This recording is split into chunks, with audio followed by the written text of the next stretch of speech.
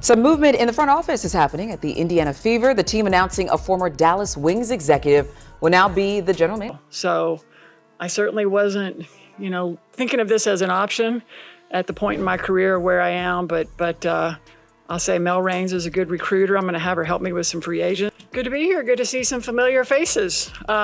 First of all, I just want to start by saying, anytime you're asked to return to a place that you helped build, you had a hand in building, it's special. So I'm really grateful to Mel, to Herb Simon, the Simon family for trusting me to be the steward of the franchise. Did you see what ESPN just said about Kelly Koff? They're acting like she's some rookie coach who doesn't know what she's doing. But hold up, this is the same Kelly Koff who led the Fever to a championship in 2012. How can they just ignore that? And you know what's even crazier? They're trying to spin this whole thing like it's bad news for Caitlin Clark, as if having a proven winner as your coach is somehow a problem. The Fever. She returned to the Fever before the 2022 WNBA draft and helped build the roster this past season, helping the Fever return to the playoffs for the first time in 8 years. Current GM Lynn Dunn is moving into a new position with the team. Dunn, who was once the team's head coach, will now serve as a senior advisor to This is not a drill. Lynn Dunn has been fired. I repeat, Lynn Dunn has been fired. ESPN's really out here trying to make drama where there isn't any, but we see right through it, don't we? You know what's wild? ESPN's acting like Kelly Koff is some rookie coach who just stumbled into the Fever's locker room. But let's talk about what they're not telling you. This woman built the Indiana Fever from the ground up back in 2000. That's right, she was there from day one, laying the foundation for a franchise that would become a WNBA powerhouse. But ESPN's out here acting like Koff's time away means she forgot how to coach. That's like saying Michael Jordan would forget how to play basketball after taking a break. It's ridiculous. Let's break it down for a second. Under Koff's leadership, the Fever made the playoffs 13 times in 14 years. That's not just good, that's insane consistency. We're talking about a team that was always in the mix, always a threat to win it all. And here's the kicker that ESPN conveniently forgets to mention. In 2012, Koff led the Fever to their first and only WNBA championship. This wasn't just a fluke or a lucky run. It was the culmination of years of hard work, smart recruiting, and brilliant coaching. Building the franchise from the beginning gave me a lot of insight, institutional knowledge. This is a seminal moment in women's sports. It's a big opportunity to be a part of this rising tide that we're all experiencing. 6 years on the NBA side, to be ready for this moment, to leverage all that experience, and certainly look at this as a new business. Koff took a team that nobody believed in and turned them into champions. How does ESPN just gloss over that? But you want to know the craziest part. Koff didn't just sit around twiddling her thumbs during her time away from the WNBA. She was out there leveling up her game. While ESPN's trying to paint her as some has-been, Koff was actually gaining invaluable experience in the NBA. She was learning new strategies, dealing with different personalities, and seeing the game from a whole new perspective. Remember Tamika Catchings, the Fever legend who led the team to that 2012 championship? Koff was the mastermind behind building a team that could maximize Catchings' incredible talents. She knows how to work with superstars, how to build a team around them, and how to create a winning culture. And now she's got Caitlin Clark, one of the most exciting young players in WNBA history. You'd think ESPN would be all over this story of a proven winner coming back to lead a potential new dynasty. So what's ESPN's deal? Why are they trying to downplay Koff's return like it's not a big deal? It's almost like they're afraid of what might happen if people realize just how good Koff really is. You don't know how to talk to the referees. All you know how to do is wave your arms and defensive slide on the sidelines. And Chrissy sides, I'm tired of seeing it every single game. You don't know how to use Caitlin Clark's strengths. You don't know how to play to her weaknesses. You don't know how to draw up a simple out of bounds play. You don't know how to calm down muddy waters. You don't know how to call a timeout and relax everybody's emotions. Smith has publicly said farewell to the Indiana Fever and is basically forcing her way off of the team. They're acting like her time away from the WNBA is a weakness, when in reality, it might be her biggest strength. She's coming back with fresh ideas, new perspectives, and a hunger to prove herself all over again. Hold up, ESPN's acting like Koff's NBA stint was some kind of vacation. But let me ask you this, what happens when you take a WNBA champion coach and drop her into the pressure cooker of the NBA for 6 years? You get a whole new beast, that's what. Picture this, Kelly Koff walks away from the WNBA at the top of her game, holding that championship trophy, but she's not done. She's got a whole new challenge waiting for her. For the past 6 years, Koff's been in the NBA trenches with the Indiana Pacers. That's a whole different world, folks. We're talking about the big leagues, where the stakes are higher, the pressure's intense, and every decision can make or break a season. Now, some folks might be thinking, NBA experience? That doesn't translate to the WNBA.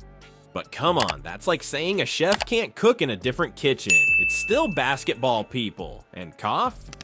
She's been soaking up knowledge like a sponge. She's been dealing with superstar egos, managing million-dollar contracts, and crafting game plans against the best of the best. And we had a lot of, how did you do this, or how would you do that? And so there was a lot of conversation.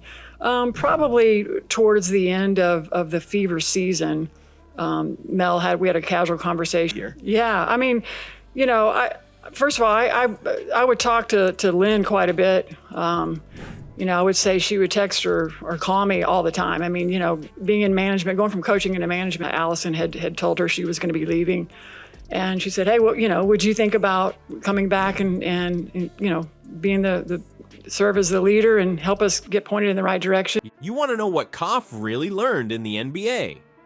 She picked up new strategies on managing rosters that would make your head spin. She's been negotiating contracts that would make a Wall Street broker sweat. And her game planning, it's evolved to a whole new level. We're talking about strategies that could revolutionize the WNBA. But here's the thing, ESPN's not saying a word about any of this. They're acting like Koff's been on some extended vacation, sipping margaritas on a beach somewhere. It's like they don't want you to know how much she's grown, how much she's learned. They're trying to keep you in the dark about the real Kelly Koff. You know what's wild? Koff's not just coming back with her old skills. She's got a whole new arsenal. She's like a basketball MacGyver now, ready to piece together a championship team with whatever she's got. She's seen how the NBA operates, how they develop talent, how they build team chemistry, and now she's bringing all of that back to the Fever. Now, imagine taking Koff's NBA level strategies and pairing them with a rookie who's rewriting the WNBA history book. You get one of those top 3 to 4 players, certainly it can change your franchise, and it's somebody that you want to continue to build around. It's exciting. It's exciting for our fans and our team.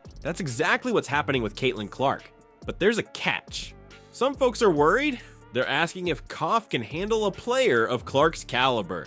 As if she hasn't done it before? Let's talk about Caitlin Clark for a second. This girl isn't just good. She's a basketball prodigy, most points by a rookie in WNBA history, most assists. She dished out 300 of them. That's not just breaking records, that's obliterating them. And don't even get me started on her double-doubles. She's got more of those than any rookie guard in WNBA history. It's like she's playing a different game out there. But here's where it gets wild. Some people are actually worried about Koff coaching Clark. They're saying, can Koff handle a player like Clark? Are you kidding me?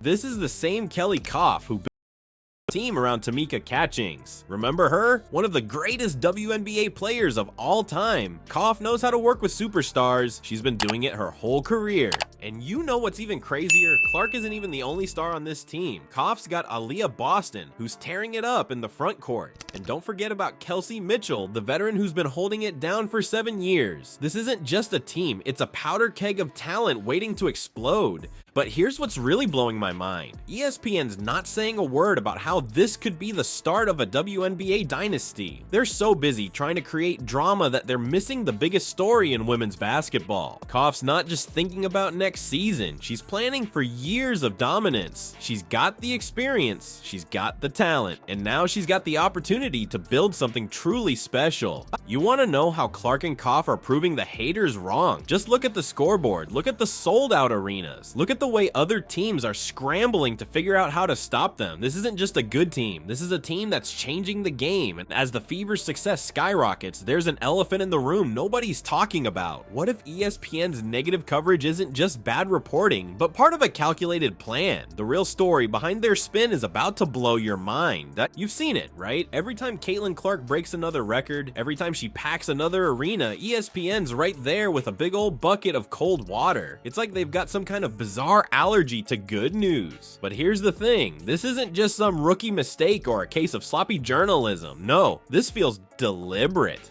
Think about it. Clark's not just good, she's changing the game. She's bringing in new fans, selling out arenas, and making people care about the WNBA in a way they never have before. That should be headline news, right? But instead, ESPN's acting like Clark's success is some kind of problem that needs to be fixed. And it's not just Clark. Remember how they treated Kelly Koff's return? They acted like she was some newbie coach who'd never seen a basketball before. It's crazy. We're talking about a championship-winning coach with years of NBA experience under her belt.